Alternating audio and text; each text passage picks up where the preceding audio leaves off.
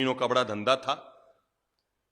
Meeting में बैठा है कि कार्यक्रम में बैठा है कि ऑफिस में बैठा है कि कहीं भी बैठा है, जैसे ही 12:15 बजती वहां से खड़ा हो जाता। मंच पर बैठा है तो भी नियम क्या था, 12:35 पर वो, उनकी धर्मपत्नी, उनका बेटा और उनकी धर्मपत्नी यानी बहुरानी, ये चारों लोग जीवन भर हमेशा एक थाली में बैठ के उन्होंने खाना खाया। उन्होंने अपने बेटे से कह रखा था, बेटा उतना ही बिजनेस फैलाना, उतना ही काम फैलाना, उतना ही आगे बढ़ना कि 12:15 बजे से 12:30 के बीच अपन सभी लोग घर पे आ जाएं। और उन्होंने जीवन भर तक एक थाली में बैठकर अपने बेटे के साथ खाना खाया। जैसे ही 12:15 बजती, ऑफिस शटर नीचे, कोई व्यक्ति आया, साहब मुझे 12 लाख रुपए देने हैं, 3 बजे आना, वापस धंधे की शुरुआत करूंगा। 12 से 3 छुट्टी। मैंने खुद ने देखा हुआ है, कोई व्यक्ति आया और उनको कहा, साहब 15 लाख का वो जमीन वो देना है, मैं लेके आया हूं थैले में, भैया अब मेरा बेटा मेरे भोजन के लिए इंतजारी कर रहा है, 3 बजे वापस आना, धंधे के बाद उस समय करूंगा। हम फैसला करें, हम जीने के लिए कमा रहे हैं या कमाने के लिए जी रहे हैं, निर्णय कर लो।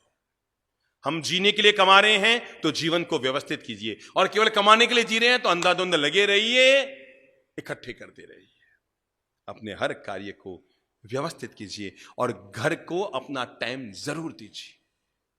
बच्चे खाना खा रहे हैं, आप भी पास में बैठिए। कोई वहां धंधे में है, कोई वहां दुकान में घूम रहा है, कोई किटी पार्टी में घूम रही है, कोई किधर घूम रही है, और घर बड़ा अव्यवस्थित चल रहा है। घर की अपनी मर्यादाएं हैं, घर की अपनी शालीनताएं हैं। साथ में बैठ के भोजन करो, साथ में बैठ के भजन करो। अगर आप चाहते हैं परिवार में प्रेम रहे तो साथ में बैठ के भोजन कीजिए। अगर आप चाहते हैं समाज में प्रेम रहे तो साथ में बैठ के भजन कीजिए, पर घर को अपना टाइम जरूर दीजिए। रात को सोने से पहले 15 मिनट, अगर घर में बूढ़ी मम्मी है, बूढ़ी दादी सा है, तो सीधे अपने बेडरूम में मत घुसिए कि नहाए धोए खाए पिए ऑफिस से आए और सीधे बेडरूम में घुस गए। ना बाबा ना, आपकी दादी, आपकी मम्मी भी आपका 10 मिनट समय लेने की हकदार है।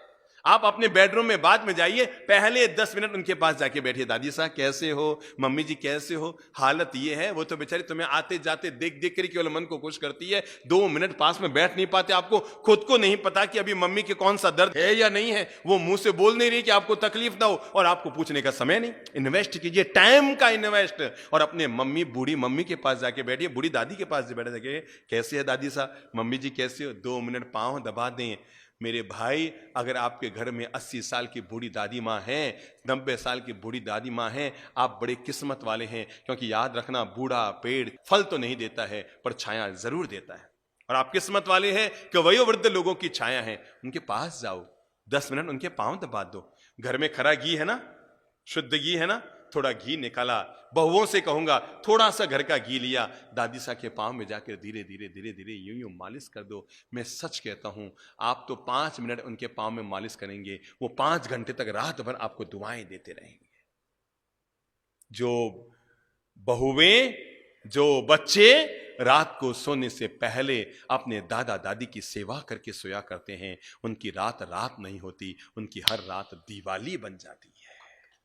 जो रात को सोने से पहले घर की दादी सा अगर हैं, आप पत्नी को 8 घंटे देते हैं, धंधे को 8 घंटे देते हैं, बच्चों को 2 घंटे देते हैं, समाज में 4 घंटे गप्पे मारने में देते हैं, क्या आप में यह जागृति नहीं? जिस मां ने जन्म दिया, जिस पिता ने पूरा जीवन दिया, 15 मिनट उनके पास जाकर उनके सुख दुख का भी पूछूं, जरूर दीजिए। मैं कहूंगा, बड़े बुजुर्गों को आपसे कुछ नहीं चाहिए, केवल आपके टाइम का इन्वेस्ट चाहिए, और अपना 15 मिनट 20 मिनट शांति से जाकर उनके पास बैठो। मम्मी जी कोई सलाह, मम्मी जी कोई काम काज कुछ लेकर आना है, मम्मी जी घर में सब ठीक है ना, आपका भोजन पानी व्यवस्था। 24 घंटे में एक बार बड़े बुजुर्गों के साथ बैठ के खाना खाइए, ताकि आपको पता लगे कि आपकी दादी माँ क्या खा रही है, उनको क्या खाने को मिल रहा है। मैं कई अमीर घरों में गया हूं जहां पर उनके अभिभावक मुझे कान में कहते हैं, बाप जी हमारे बेटे ने समझाओ नहीं, बाप जी भोजन तो कम से कम सुख से दे।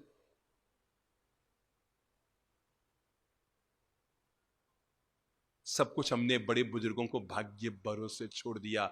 कई लोग तो ऐसे हैं जो जॉब के नाम पर, धंधे के नाम पर बेचारे बूढ़ी दादा दादियों को गांव में छोड़कर आ गए, अपने धंधे में लग गए।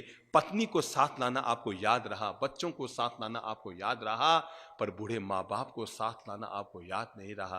वे वहीं रह गए, जब उनका स्वर्गवास हुआ तब आप गांव में गए और जाकर के फिर आपने 800 लोगों का खाना रखा पूरे गांव का। जिस दादी माँ को आपने सुख से कभी कड़ी खिचड़ी भी उनको नहीं खिलाई थी, कभी आटे का हलवा भी सुख से बना के बूढ़ी दादी साहब को आपने नहीं खिलाया था, भगवान के भरोसे अकेले गांव में छोड़कर आए। और जब वो राम राम सत्य हो गई, गोलोकवासी हो गई, जब उसका स्वर्गवास हो गया, आप गए अपने परिवार को लेकर, गांव का जीवन किया, 1000 लोगों का खाना किया, 3 मिठाई बनाई, ये बनाई वो बनाई, पूरे गांव का जीवन किया, एक बड़ी तस्वीर बनाई है। फ्लैक्स में बूढ़ी दादी साहब की एक बड़ी तस्वीर बनाई, गांव वालों को इकट्ठा किया, शांति पाठ का आयोजन किया, तस्वीर के आगे बड़ी सी माला लगाई, कांच लगाया और बड़ा सा दीपक जलाया, धूप जलाया और थाली लेकर आए मां जी को चढ़ाने के लिए। जिस मां को कभी सुख से खिचड़ी खाने को न मिली थी, उस मां के आगे क्या लेकर आए? 4 मिठाइयों से भरी हुई थाली लेकर आए। आपको पता है, तब वो तस्वीर में बैठी हुई मां सोचती है, इस तस्वीर को फाड़कर बाहर निकलूं और मारूं 2 जूत कि जिंदी थी तो सुख से खिचड़ी न खिलाई और ये 4 मिठाइयों का नाटक कर रहा है। मेरे भाई, घर के अभिभावकों को संभालना आपकी जवाबदारी है। और अगर आप इससे अपना मुंह मोड़ते हैं, आप ये मत सोचना आप उनका वर्तमान बिगाड़ रहे हैं। सच्चाई तो ये है, आप अपना भविष्य बिगाड़ रहे हैं, आप अपना बुढ़ापा बिगाड़ रहे हैं। आज उनका है और कल आपका है। जो आज आप कर रहे हैं वो बीज बो रहे हैं, और जो कल आपको मिलेगा वो आपके बोए हुए बीजों का भी फल आपको मिलेगा। आज की जो बात आपसे अनुरोध करना चाह रहा हूं वो है, मन बना लो। मैं अपने घर के बड़े बुजुर्ग अभिभावकों का मान सम्मान गौरव का ध्यान रखूंगा, उनको अपना समय दूंगा, उनके साथ थोड़ा बैठकर मीठी बातें करूंगा, उनके सुख दुख की बातें करूंगा, उनसे सलाह लूंगा, उनका मार्गदर्शन